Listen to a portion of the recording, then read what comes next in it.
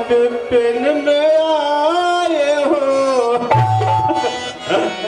मेरे प्यारे मंत्री बतलाओ इतना क्यों शर्माए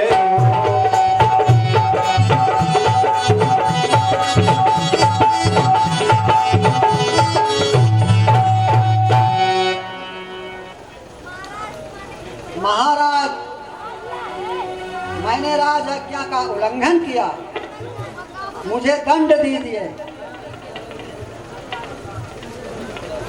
नहीं मंत्री नहीं, ऐसा मत कहो। ये भागा दशरथ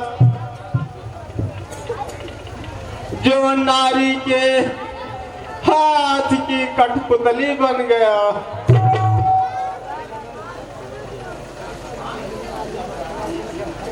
तब ये राजा क्या कहना।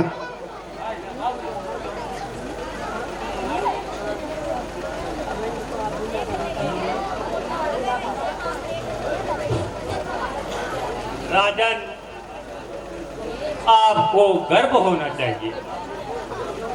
आपके पुत्र राम ने सब कुछ त्याग कर धर्म का पालन किया है।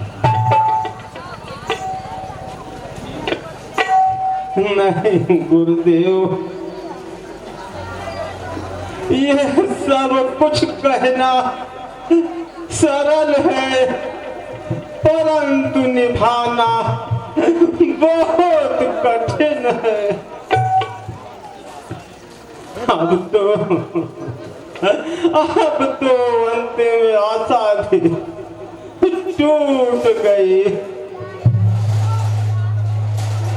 अब मैं जिंदा नहीं रहूंगा। बेटा राम,